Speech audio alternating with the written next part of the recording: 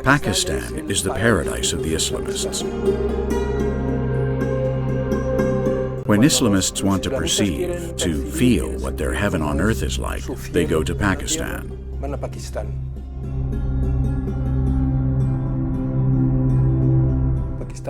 Pakistan means the land of the pure. Their constitution is the Quran. Their law is the Sharia. Christians in Pakistan have the same rights as dogs. In Pakistan, for example, if people think that some Christians have spoken ill of the Prophet, they haven't praised him enough, they can accuse them of blasphemy, and hopefully they will go to trial. Many times they do not reach the trial because the Muslims themselves arrest them, lynch them, or kill them. In the case of Asii Bibi, we were very concerned. There is an anti-blasphemy law in Pakistan that provides for prison sentences for Pakistani citizens who blaspheme against the Prophet Muhammad. But what struck us most was that the death penalty was being considered. And we were also greatly surprised by the circumstances surrounding the Asii Bibi case.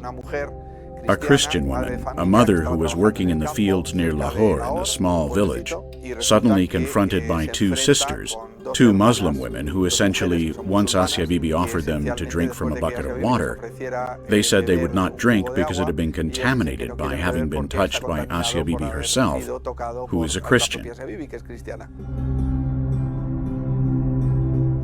The case was especially irritating because she was a simple countrywoman who had gone with a group of friends to the well, who was fetching water, had had a little conflict of cohabitation, and as a consequence of that conflict, she was accused of blasphemy unjustly, illegitimately, illegally, because there was no such blasphemy, and as a consequence of that, she has spent 6 years on death row. That is outrageous.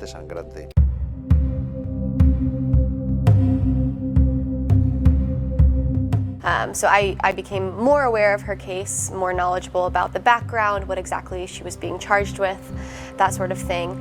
And from then, it's been pretty much constant involvement over the last 4 or 5 years. Lots of petitions in her defense, communications with her family, fundraising on her behalf to pay for her legal defense.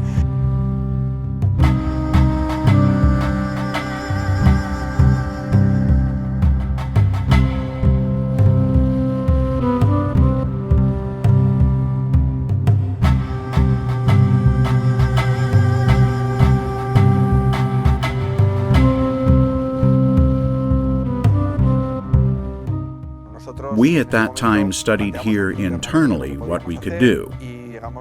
We got in touch with a Polish association, a Christian association in the Silesians environment, who had started to make a documentary film about the case of Asii Bibi to let the whole world know what this Christian woman had been suffering. And it turned out that they lacked funding. So we immediately asked for donations to CitizenGO members all over the world. We got the funding, we helped them to shoot the film, we even traveled to Pakistan with a group of people from this association who finished the film.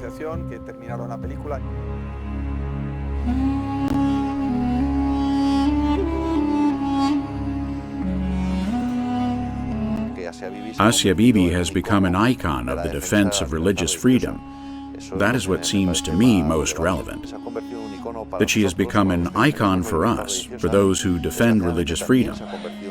Unfortunately, it has also become an icon for those radical Islamists who defend the Sharia in all its harshness, in all its demands, and in all its cruelty, including the law that criminalizes alleged blasphemy. We contacted the family of Asii Bibi through the person who had been helping her husband and daughters, Yosef Nadim. And in Pakistan, we were able to meet Asii Bibi's husband, Asik, and the daughters of Asii Bibi. We saw the house where they lived, the school that had taken the father as a school worker so that he could earn his living, and also met the daughters as students in the school. Both Yosef Nadim and the lawyers handling her case, whom we met, explained to us that the best chance Asii Bibi had of escaping Pakistan alive was making her case known by the greatest number of people in the world, particularly in the West, so that there would be a groundswell of public opinion that would put pressure on Western governments to demand that the Pakistani government respect human rights.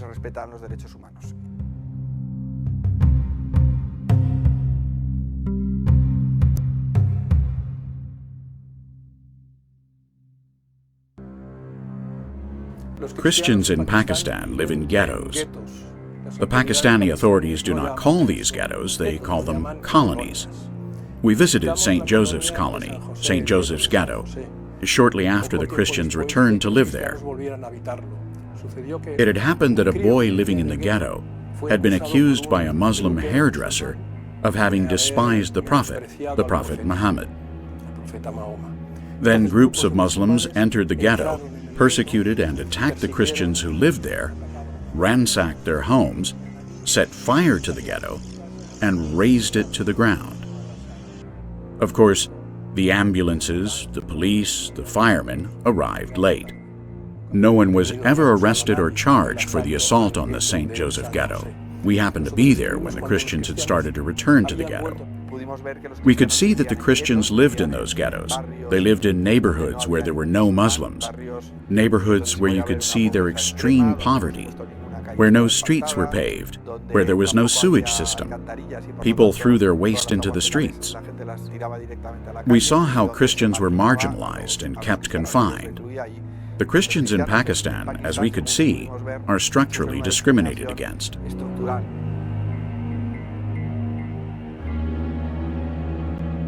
What impressed me most of all was that after 2 or 3 years after that neighborhood had been burned down, virtually every house in that neighborhood above the door had a Christian cross and sometimes a few words in Arabic to identify themselves as Christians. That's to say that these people were not only not afraid, or perhaps they were but could overcome their fear, but also wanted to give public testimony of their faith. With this, they were also telling the radical Muslims that they would never convert to Islam and that they were capable of suffering the consequences and opposing these violent people who wished to attack or even kill them. Altogether, it was a very strong experience.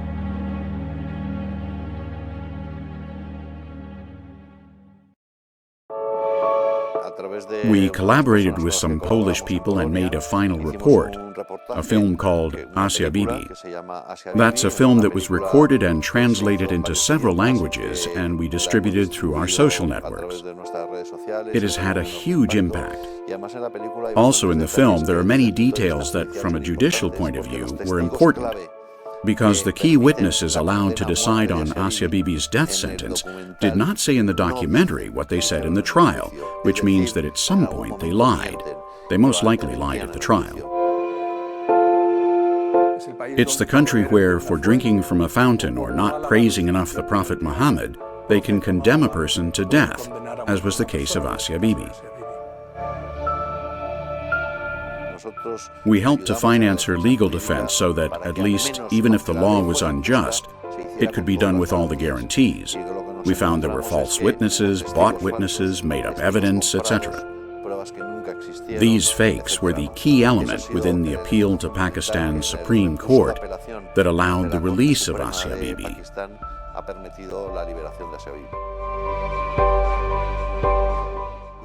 International pressure has been the key element that has allowed the government of Pakistan to dare to confront the most radical Islamist groups. In particular, a radical Islamist political party that organized the revolts and put a price on her head. Some of the mullahs and most radical religious leaders of Islam associated with this party issued a fatwa against Asii Bibi. They promised immediate salvation to any Muslim who killed Asii Bibi. That's why her life has always been in danger.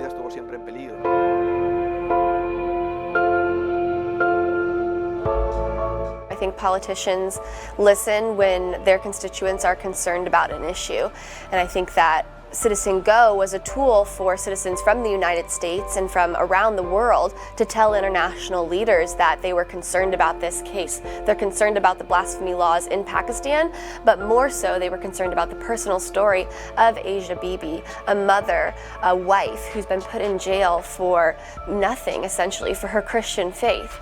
Because she was a Christian, she was put in jail. And I think the fact that CitizenGO was making leaders aware of that had a huge impact on the case and had a huge impact in raising awareness about her situation.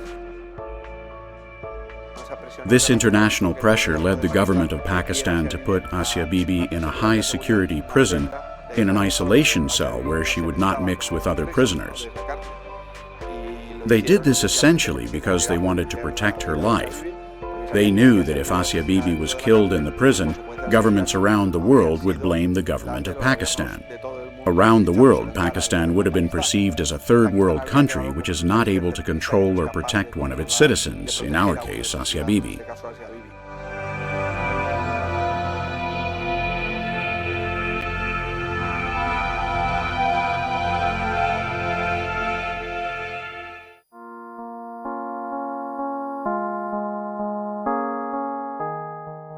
When we made contact with the husband and with the daughters of Asii Bibi through Yosef Nadim, the first thing we did was to award Asii Bibi one of the At-Tawir yearly awards for having remained faithful to her faith. In prison, they proposed Asii Bibi to convert to Islam and immediately release her from prison. She denied it, saying that she was a Christian. It seemed to us an example of courage, the example of a mother unjustly condemned by a law that attacks religious freedom. We invited Asii Bibi's husband to come and collect the prize in Madrid. That was our first personal contact we had with Asii Bibi's family. We organized the Congress of Persecuted Christians, where the protagonists are the persecuted Christians themselves who tell their testimony. The first was here in Madrid and coincided with this award ceremony. The second Congress was in New York, and a part of that Congress was held inside the United Nations. CitizenGO organized in April of 2016 an event at the United Nations.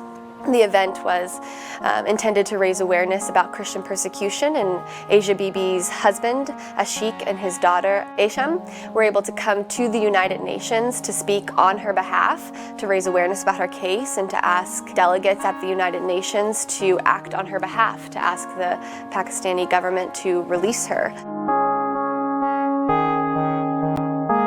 The event went very well. It was very well received by the community at the United Nations. This is an issue that they care about. It's an issue that we can agree with the United Nations about, that religious freedom is something that should be defended and that Christians should not be put in jail for their faith. So we were able to bring her in front of delegates at the United Nations, asking them to act on her behalf, but we also were able to raise media awareness and to give a personal touch to the event because it was her daughter and her husband at the event. We have also helped to raise awareness and to make this reality accessible to the media. There have been many media outlets that have had the opportunity to interview the father and some of the daughters of Asii Bibi. But the most important thing has been our fundraising to help support the family and their legal defense.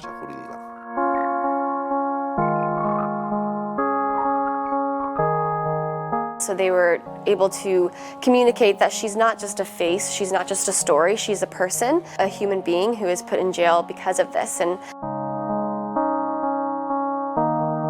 I think for me personally, meeting her daughter, Isham, at the event, it really increased my determination in her case exponentially, because her daughter is very sweet, very kind.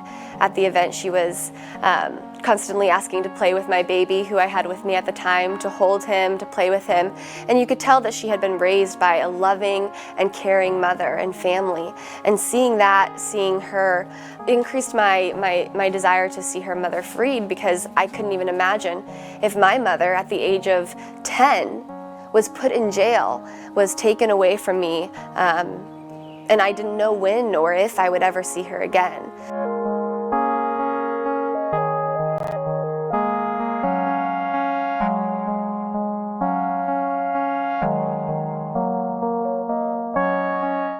We accompanied them to Rome. They had a meeting with the Pope. In short, we provided human accompaniment. On another occasion, we wanted to invite them to another Congress of persecuted Christians in Madrid. But before arriving in Madrid, we stopped in Rome and they exchanged a few words with the Pope.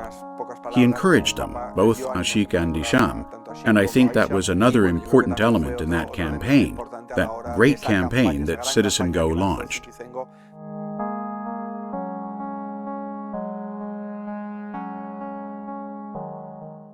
Tonight, Asii Bibi arrives in Canada.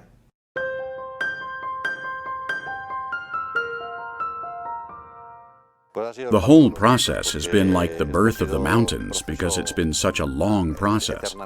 The date for the judgment of the Supreme Court was being gradually postponed, supposedly because there had been an illness or indisposition of some of the judges. But what actually happened was that there was a brutal pressure from radical Islamists.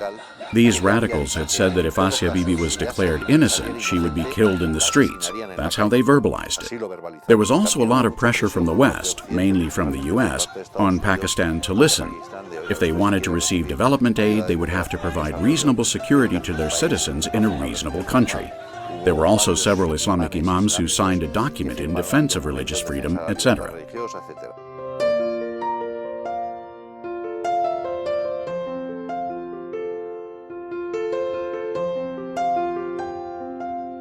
All this went on for several months. Finally, the judgment was taken. We lived and went through it with great joy. After so many years, we had taken up the subject from the beginning. 6, 7 years of fighting, of raising awareness, of taking the family to the media, of interviewing with the Pope, of putting advertisements in the newspapers, etc. Finally, the news for which we had fought for so many years had happened. It had been an unjust law with an unjust trial, but finally liberation had been achieved. You can imagine what a joy it was for the whole team that had been involved in the case. Also for millions of people to whom we had raised awareness, as we had been informing them step by step about everything that had been happening. They had been sharing our same suffering, our same anguish, but also in this case, our same joy. Obviously, that's our hope and our prayer, is that this would open the door to changing the laws in Pakistan and to changing the laws around the world. Freedom of religion is a human right, but it's a human right that's not being respected in a lot of countries. And I think that raising awareness about her particular situation opened that door for a wider discussion about this case, about these anti-blasphemy laws that are in Middle Eastern countries and in many places around the world. It's not just Pakistan. And I think in the end, our hope is that it will eventually change the laws in the more short term. We haven't necessarily seen a lot of movement in that direction. I think the government is still very cautious of radicals and extremists and backlash from changing the laws, but I certainly think it was a step in the right direction, and we're hoping that we will continue to take steps towards that.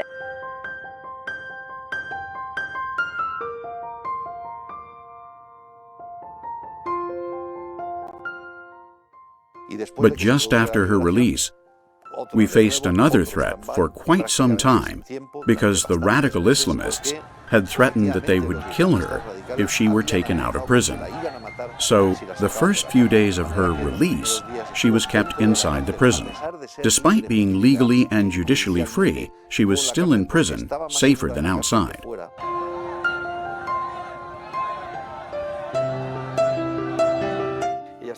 Once out of jail, she had been kept safe somewhere in Islamabad, in the capital. There she remained for many months, isolated of course, unable to go outside. At least she was no longer in prison. In that safe place, she had been able to join her husband. Several months later, she took a plane, when nobody in Pakistan was aware and the radical Islamists were not so watchful, and she was able to fly out to a Western country where she reunited with her family, and where she is now, again, confined, because she does not dare to go out to the streets, as there are radical Islamists and Pakistanis who could recognize her anywhere in the world.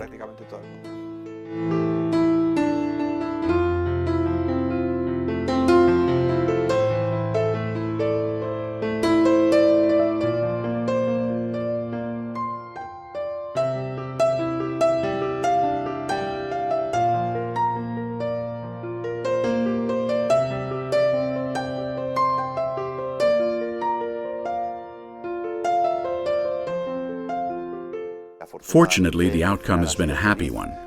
She is now reunited with her family. She lives in a free country.